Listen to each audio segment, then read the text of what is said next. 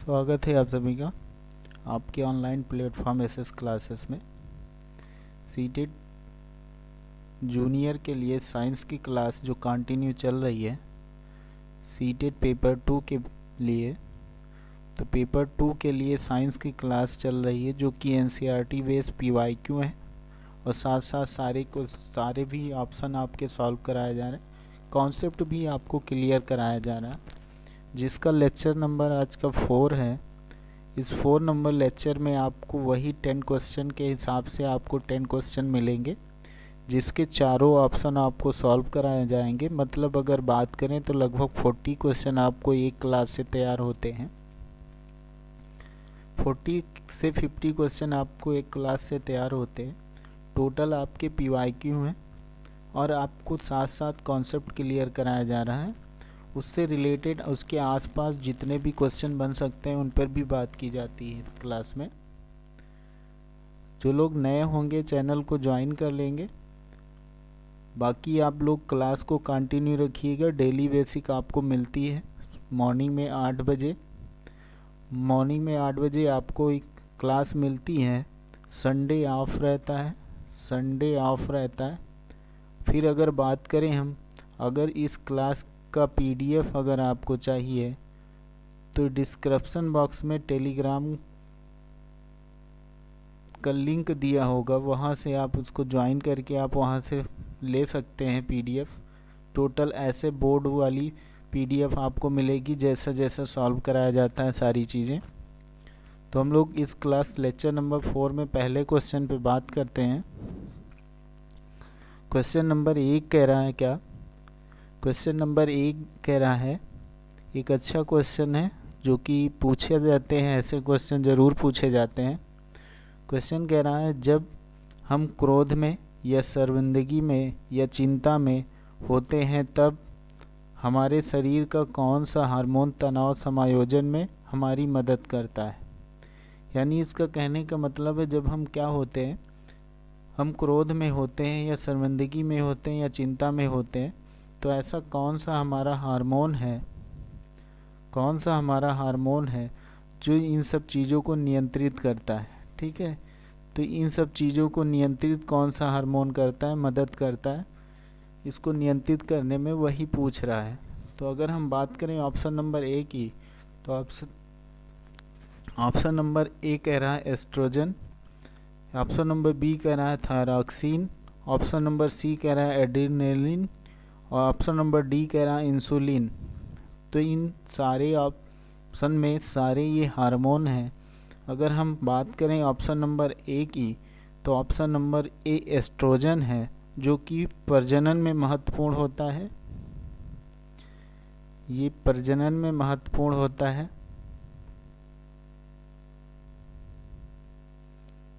ये प्रजनन के लिए महत्वपूर्ण होता है। ऑप्शन बी बात करें अगर थायरॉक्सिन की, तो ये थायराइड ग्रंथि से निकलता है। ये थायराइड ग्रंथि से निकलता है, ये याद रखिएगा। फिर ऑप्शन नंबर सी पे बात करें तो एड्रीनेलिन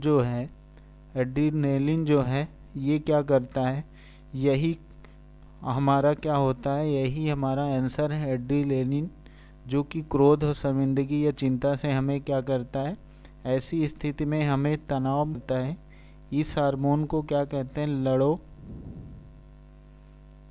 लड़ो और उड़ो नाम से इसको जाना जाता है। लड़ो और उड़ो हार्मोन इसे कहते हैं। लड़ो और उड़ो हार्मोन कहा जाता है इसे। अगर इंसुलिन की बात करें तो इंसुलिन क्या होता है,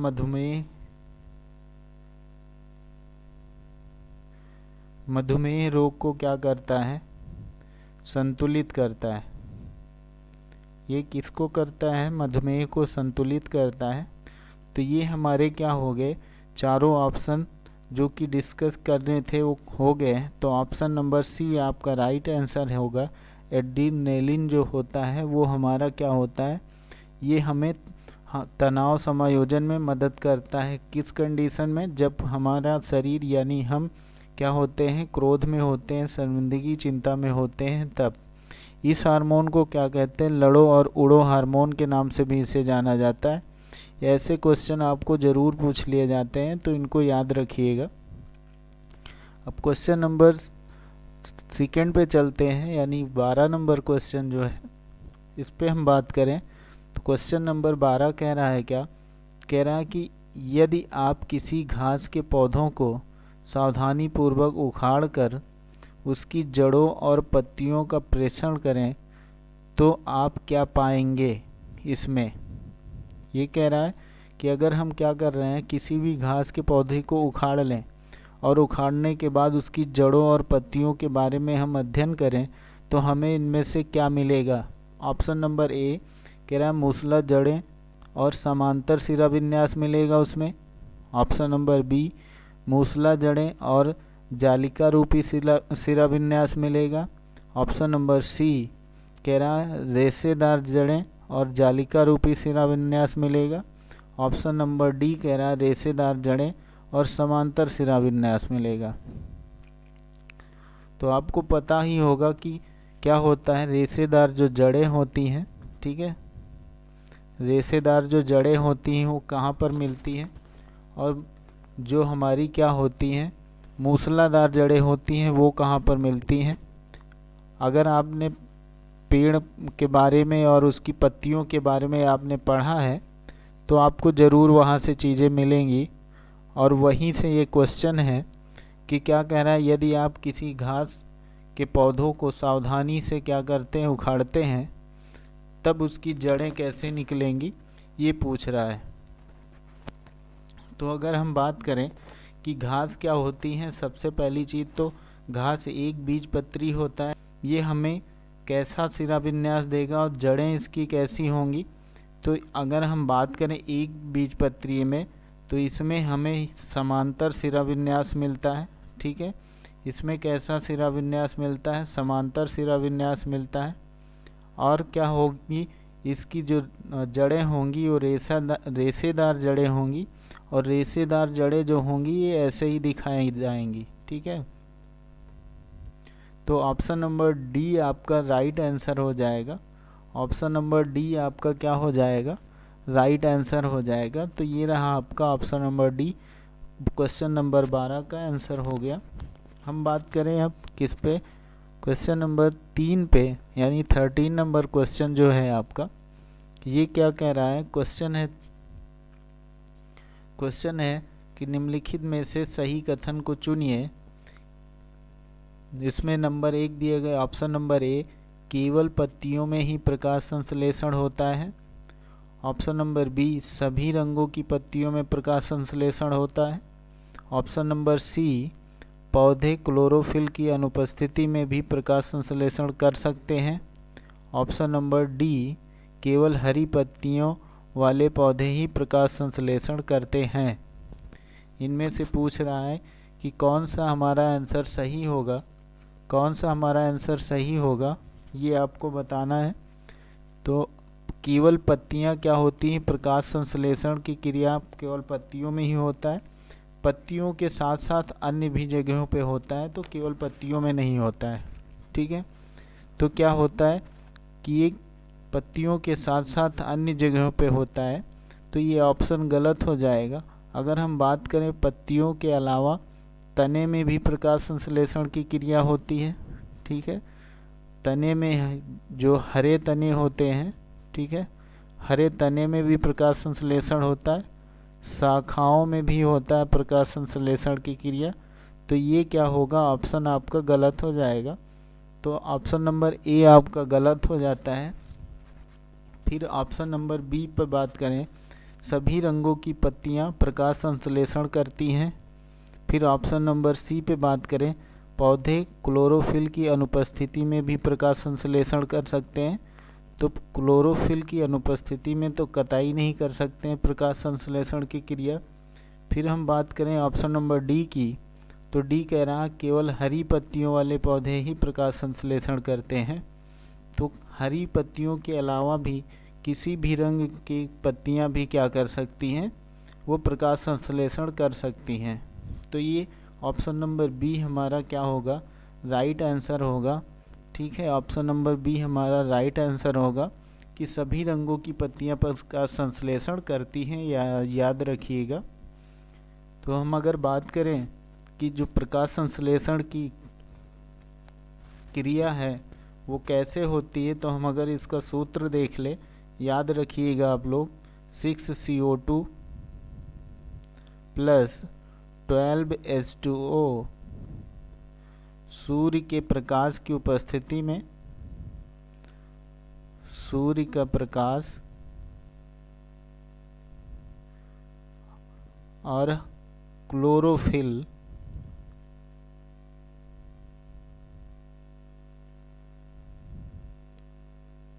की उपस्थिति में प्रकाश क्या होता है, ये क्रिया होती है और क्या उत्पादित होता है, ग्लूकोज यानी C6H12O6 प्लस क्या होता है, प्लस 6O2 प्लस क्या होता है 6H2O उत्पादित होता है।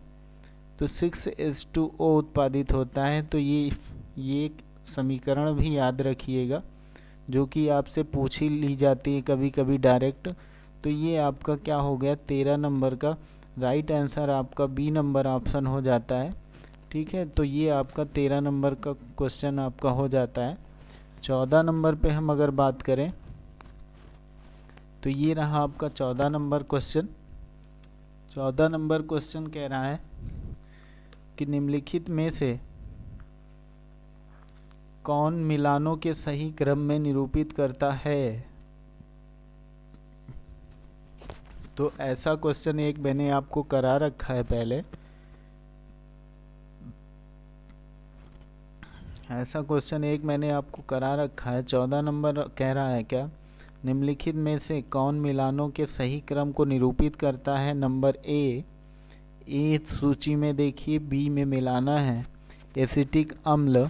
एसिटिक अम्ल मैंने बताया था कहाँ पर मिलता है आप लोगों को, सिरका में मिलता है एसिटिक अम्ल। फिर अगर हम बात करें किसमें, लैक्टिक अम्ल, फिर ऑक्जेलिक अम्ल और एस्कर्बिक अम्ल है। तो एस्कर्बिक को भी मैंने बताया था कहाँ पर मिलता है। अगर बात करें तो ये नींबू वंश के फलों में मिलता है, खट्टे जो होते हैं, ठीक है, इसमें मिलता है।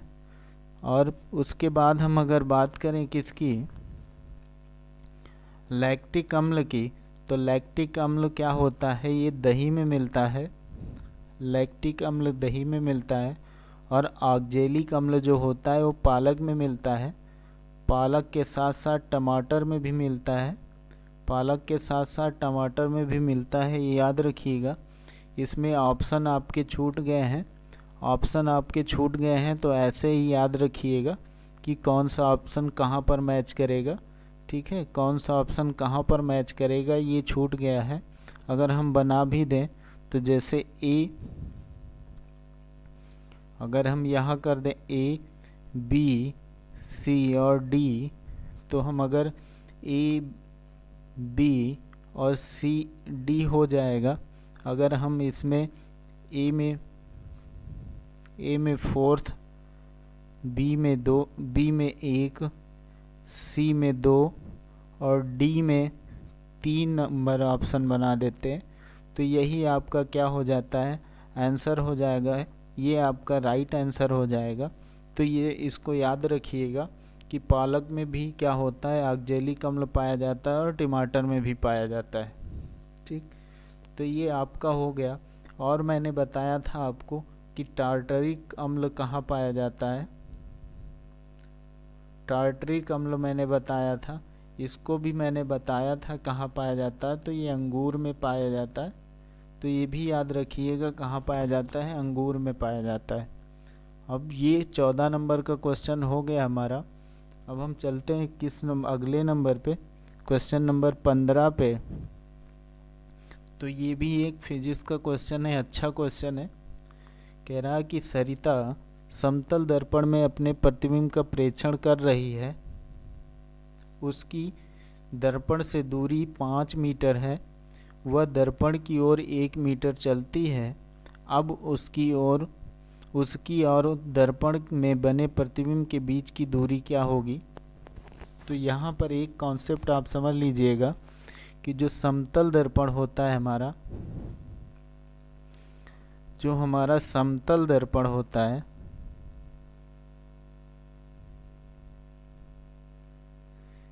समतल दर्पण जो होता है उसकी परावर्तक सतह जो होती है समतल होती है। परावर्तक सतह जो होती है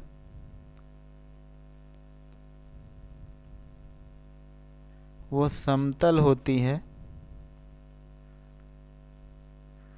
दूसरी चीज़ अगर हम बात करें, ये हमारा अगर समतल दर्पण है तो हमारे पास अगर हम इधर खड़े हुए हैं या सरिता मान लिया इधर खड़ी हुई है और सरिता का प्रतिबिंब यानी सरिता दर्पण से 5 मीटर दूरी पे है, ठीक है, तो उसका प्रतिबिंब भी 5 मीटर की दूरी पर ही बनेगा।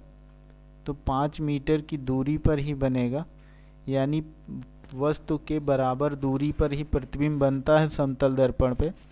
तो अगर ये कह रहा है कि क्या है, अब ये तो आपको क्लियर हो गया कि जितनी दूरी पे वस्तु होगी समतल दर्पण में प्रतिबिंब उतनी ही दूरी पे बनेगा। अब ये कह रहा है क्या, वह दर्पण की ओर 1 मीटर चलती है।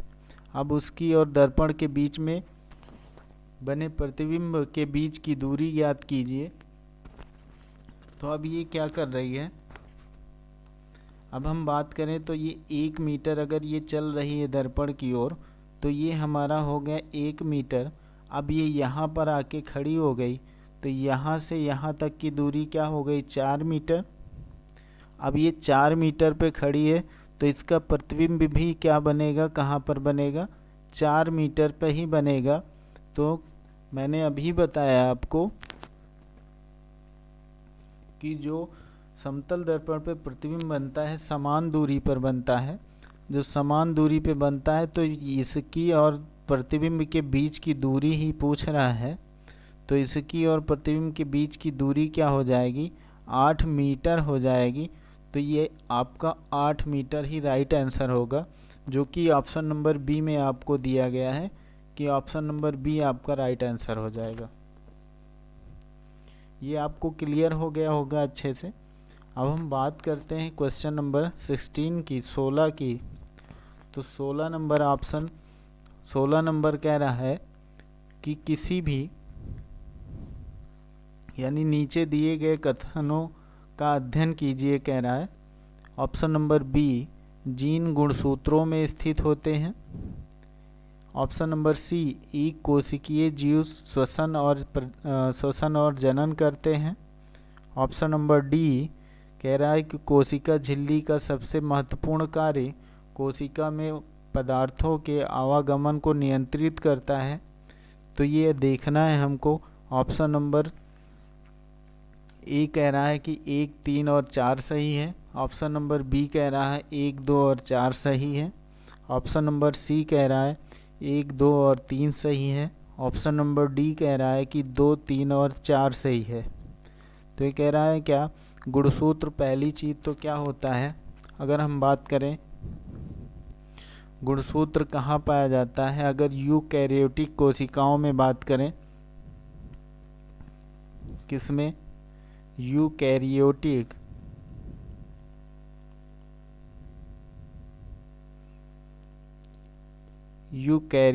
कोशिकाओं में बात करें तो ये केंद्रक में पाया जाता है। यूकैरियोटिक कोशिका के केंद्रक में, कहाँ पर, केंद्रक में। और वहीं अगर हम बात करें प्रोकैरियोटिक में, तो प्रोकैरियोटिक में अगर हम बात करें, प्रोकैरियोटिक, तो प्रोकैरियोटिक में अगर हम बात करें तो कहाँ कोशिका द्रव्य में पाया जाता है, ठीक है, कहाँ पर, कोशिका द्रव्य में, कोशिका द्रव्य में मिलता है, ठीक है। गुणसूत्र की अगर बात करें, ठीक है, गुणसूत्र कहाँ पर मिलता है, कोशिका द्रव्य में मिलता है, ये क्लियर हो गया आपको। अब इसके आगे अगर हम बात करें तो क्या कह रहा है कि ऑप्शन हम देखते हैं, क्या गुणसूत्र केंद्रिका में स्थित होते हैं। कह रहा है गुणसूत्र केंद्रिका में स्थित होते हैं। तो देखिए कहीं पर केंद्रिका में स्थित दिखा रहा है क्या, केंद्रिका में स्थित दिखा रहा है क्या, तो ये आपका नहीं होगा। फिर हम आप बात करें जिन गुणसूत्रों में स्थित होते हैं, बिल्कुल होते हैं। एक कोशिकीय जीव श्वसन और जनन दोनों करते हैं, तो वो चाहे एक कोशिकीय हो, ठीक है, एक कोशिकीय हो या फिर बहुकोशिकीय हो, ठीक है, दोनों प्रकार के जीव क्या करते हैं, श्वसन और जनन करते हैं। तो ये भी सही और बी नंबर भी आपका सही हो जाता है। तो हम बात करें डी नंबर ऑप्शन पे, कोशिका झिल्ली का सबसे महत्वपूर्ण कार्य कोशिका में पदार्थों के आवागमन को नियंत्रित करना, क्योंकि ये आवरण के रूप में काम करता है। कोशिका झिल्ली बाहरी आवरण के रूप में कार्य करती है। तो ये क्या होती है, अर्धपारिगम्य झिल्ली होती है, जिसका काम ही क्या होता है कि जो भी पदार्थ हैं उनको अवरोधित करना और रोक के उनको पदार्थों के आवागमन को क्या करना है, नियंत्रित करना है। तो ये आपका ऑप्शन नंबर डी भी आपका सही हो जाता है। तो आंसर क्या होगा आपका, आंसर बनता है आपका 2, 3 और 4 आपका राइट आंसर होता है। तो किस में है, डी नंबर ऑप्शन में आपका राइट आंसर है 3, 2, 3 और 4। तो ये आपका क्या हो गया, क्वेश्चन नंबर 16 आपका राइट आंसर हो जाता है ऑप्शन नंबर डी, ठीक है। तो हम अब चलते हैं क्वेश्चन नंबर 17 पे।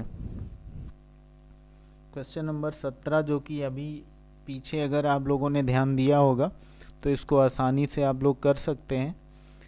क्वेश्चन नंबर 17 कह रहा है कि मधुमेह रोग किस हार्मोन द्वारा नियंत्रित होता है। तो अभी मैंने बताया क्या, इंसुलिन द्वारा। अभी मैंने बताया आपको कि इंसुलिन द्वारा क्या होता है, ये नियंत्रित होता है। तो ये आपका राइट आंसर हो जाएगा, इंसुलिन द्वारा। तो अब हम चलते हैं क्या, क्वेश्चन नंबर 18 पे, 18 नंबर ऑप्शन पे। 18 नंबर क्वेश्चन कह रहा है कि दूध में निम्नलिखित में से कौन सा पोषक तत्व होते हैं, कौन से पोषक तत्व होते हैं। तो इसमें हम बात करें दूध के बारे में, तो दूध के बारे में हम एक नए पेज पे आपको सारी चीज़ें बता दे रहे हैं कि क्या क्या चीज़ पाया जाता है। तो अगर हम बात करें दूध की, अगर हम बात करें किसकी, दूध की, तो दूध में पहली चीज़ तो क्या, लैक्टोज शर्करा पाई जाती है, ये याद रखिएगा। कौन सी शर्करा पाई जाती है, लैक्टोज शर्करा पाई जाती है, लैक्टोज शर्करा पाई जाती है। फिर अगर बात करें इसमें विटामिन सी नहीं पाया जाता है, विटामिन सी नहीं पाया जाता है, याद रखिएगा। दूध में आयरन नहीं पाया जाता है, दूध में आयरन नहीं पाया जाता है, ठीक।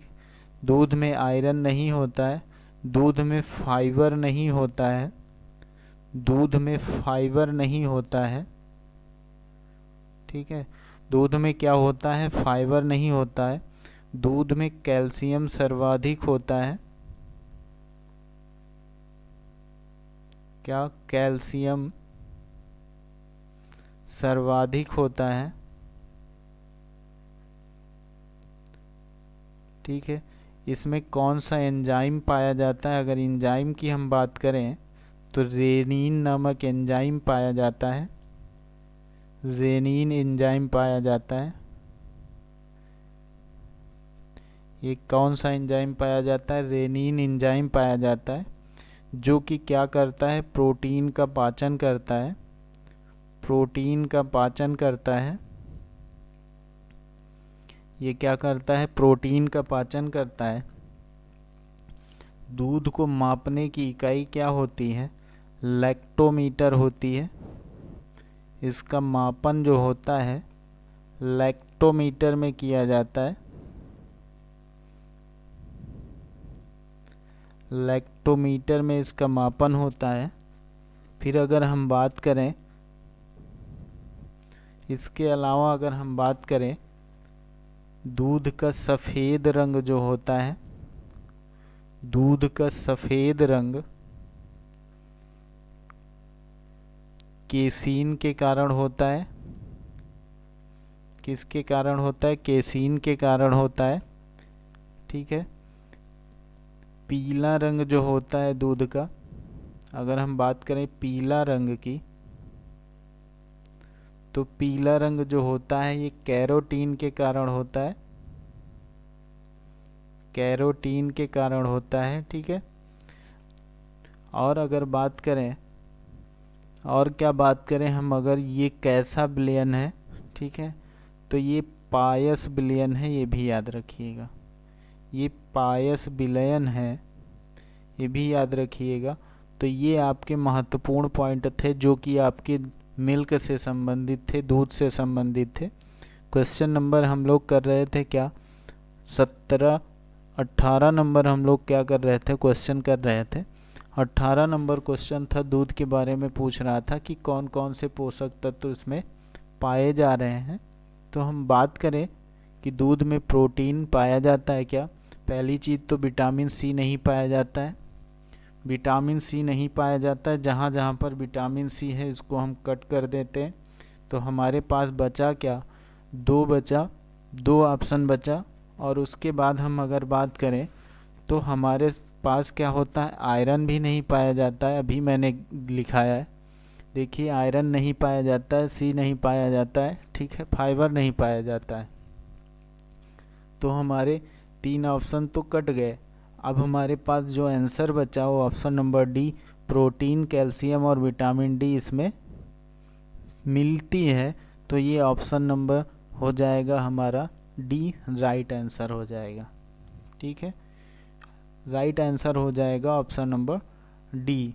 अब हम 9th यानी 19 नंबर क्वेश्चन पे चलते हैं। 19 नंबर जो क्वेश्चन है हमारा, वो कह रहा है कि दाब का एसआई मात्रक क्या होता है। ठीक है, दाब का एसआई मात्रक पूछ रहा है। कह रहा है option number A newton meter, option number A newton meter, option number B newton meter square, newton meter square. फिर कह रहा है कि ऑप्शन नंबर सी न्यूटन प्रति meter, option number D newton प्रति मीटर स्क्वायर। ठीक है, न्यूटन प्रति मीटर स्क्वायर। कह रहा है इनमें से कौन सा एसआई मात्रक है। तो अगर हम बात करें दाब क्या होता है, दाब क्या होता है, तो दाब होता है बल बटे क्षेत्रफल, बल बटे क्षेत्रफल होता है हमारा दाब। ठीक है, बल बटे क्षेत्रफल हमारा दाब होता है। तो अगर हम बात करें बल का मात्रक क्या होता है, न्यूटन, बल का मात्रक क्या होता है, न्यूटन। वहीं अगर क्षेत्रफल की बात करें तो क्षेत्रफल का होता है क्या, मीटर स्क्वायर। तो मीटर स्क्वायर होता है। तो अगर हम बात करें तो क्या हो जाएगा, न्यूटन प्रति मीटर स्क्वायर हमारा क्या हो जाएगा, ये इसका दाब का मात्रक हो जाएगा। तो ये हमारा डी नंबर ऑप्शन क्या होगा, हमारा राइट आंसर हो जाएगा। ठीक है, तो डी नंबर हमारा क्या होगा, राइट आंसर हो जाएगा। ये आपका क्लियर हो जाता है, option number D. 19 number question आपका क्लियर होता है। अब हम चलते हैं अंतिम क्वेश्चन की ओर, क्वेश्चन नंबर 20, जो कि आपका ये भी एक ठीक ठाक क्वेश्चन है। ऐसे ही क्वेश्चन आपके एग्ज़ाम में पूछे भी जाते हैं, ऐसे ही क्वेश्चन आपके एग्ज़ाम में पूछे जाते हैं। कह रहा है निम्नलिखित विकल्पों में से कौन सा विकल्प रेशम के उत्पादन से जुड़ा हुआ है, रेशम कीट पालन और वनवर्धन, ऑप्शन नंबर बी रेशम कीट पालन और शहतूत कृषि, ऑप्शन नंबर सी रेशम कीट पालन और मधुमक्खी पालन, ऑप्शन नंबर डी रेशम कीट पालन और पुष्प कृषि। तो इनमें से कौन सा कह रहा है कि ऑप्शन सही होगा, कौन सा जोड़ा आपका सही होगा पूछ रहा है। तो इसमें अगर हम बात करें तो रेशम कीट जो होता है, ठीक है, रेशम कीट के पालन से और शहतूत कृषि रेशम उत्पाद से ही जुड़ा होता है, क्योंकि शहतूत रेशम कीट सामान्य रेशम कीट होते हैं। ठीक है, ये क्या होते हैं? सामान्य रेशम कीट होते हैं। जो रेशम होता है, जो रेशम होता है ये क्या होता है? प्राकृतिक रेशा होता है। ये क्या होता है? प्राकृतिक रेशा होता है।